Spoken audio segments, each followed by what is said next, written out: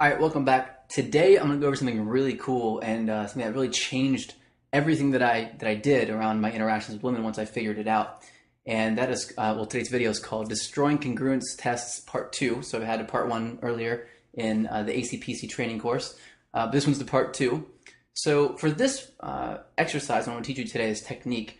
It takes sort of a lot of balls to do this. So you need to just make sure that whenever you use it, you're aware that this is going to be something that's going to be a little bit difficult for you to kind of put directly into action, and that you're going to have to really focus on and really practice in order to get it down right.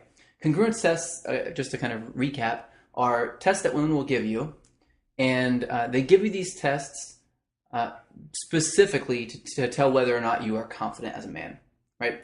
So these tests are by far some of the hardest to get past. Another kind of test is called a compliance test. But one of the main tests is this congruence test.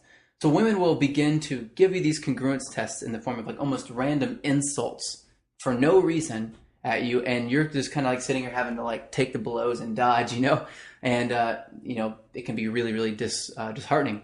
So I'm going to teach you a little bit about how to get past this and how to make sure that you kind of come out the other side smelling like roses. And the first technique I taught before was a little bit easier than this one I'm going to teach now. This one's called plowing, right? I have a friend of mine, his name is Rob Judge, brilliant guy, by the way, very, very smart dating coach, and kind of a pickup artist guy, actually, but very, very intelligent. And he teaches a technique that's the exact same technique I'm about to teach you now, only he calls it the Pacino. That's what he calls it. So it's a really cool way of explaining it. So I'll teach you my version of it in this one because this is my course, but if you get a chance to check out Rob Judge, go ahead and do it. The Pacino in his sense, but in my version is plowing. Plowing is essentially where you have a response to an insult from a girl that is out of the ordinary, and so out of the ordinary, in fact, that it makes it almost impossible for her to continue insulting you, right?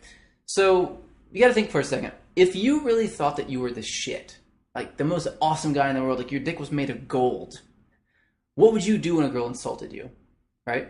Some guys would think, you might think, as I did, that you might be offended, right? Like, oh, what are you doing? My dick's made of gold. Like, I'm amazing. Something's wrong with you, right? You're pent up. Like, you need some sexual release. Like, maybe you think that, but that's not actually what you would do, to be honest.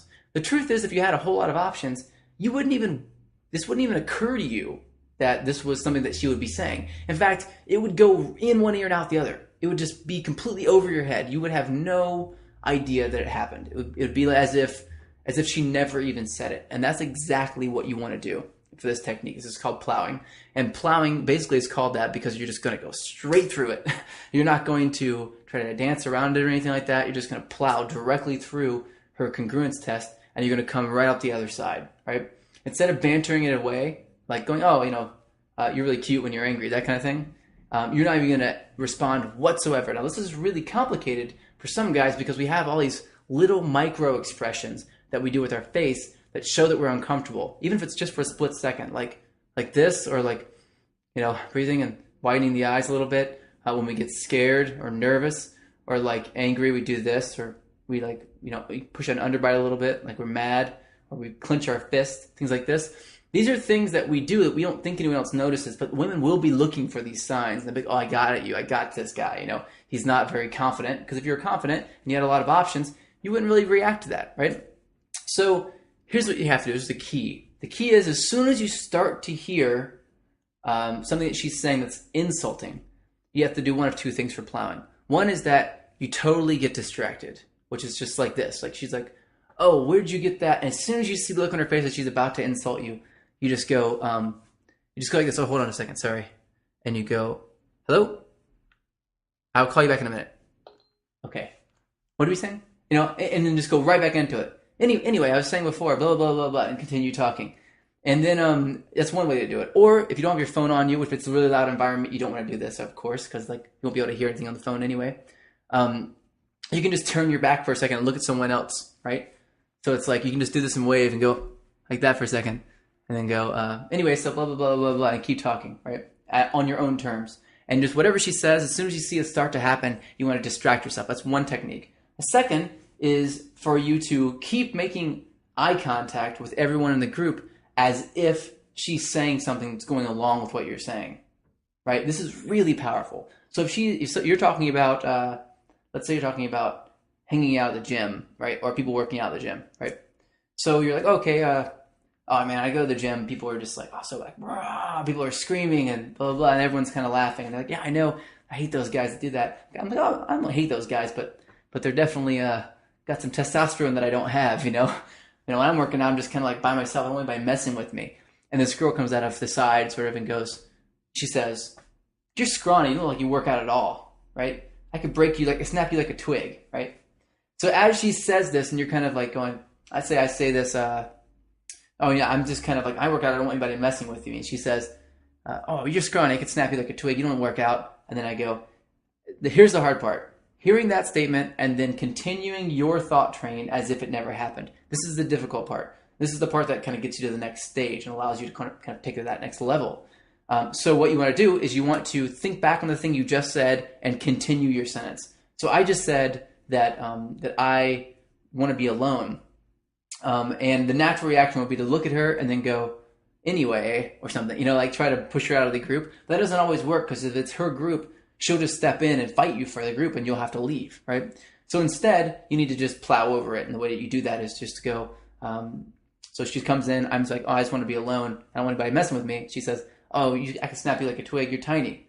Then my initial response right after that would be like, and a lot of times that I am in the gym, it's not that I don't want to talk to anybody, it's just that I just kind of feel weird that everyone's wearing spandex and shit. It's almost like we're all like bike riders riding bikes with our little helmets and our neon. I don't know, it feels a little strange. It could just be something that I have a problem with, but I'm not sure if anyone else understands that or feels that or not, but I kind of feel like they do, right? So I'm not even going to have her conversation. I'm just going to have my conversation.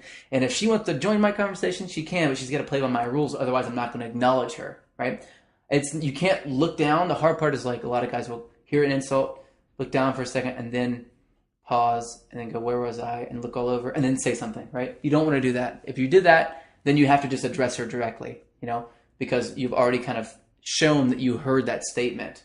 But if you kind of make it seem like you were thinking about something the whole time she was talking, and then you get up, make sure that whenever you start looking around to keep talking, you're giving equal eye contact to everybody. So I'm like looking at her still. I'll still look at the girl that just said that, but I'm not going to like look at her and like smile or nothing that says I just heard what she said. More like, oh, I didn't even hear you, right? Just kind of looking around, whatever. And she may say, did you hear me? And you go, oh, hey, I'm Joshua, right? And nice to meet you. Like, you're not going to go, did you hear me? Yeah, I heard you. Yeah, you're being a bitch, so I just ignored you. You're not going to say that. You're just going to have your conversation. Until someone comes in and they're having your conversation, you're not going to have theirs. You're going to have yours, right?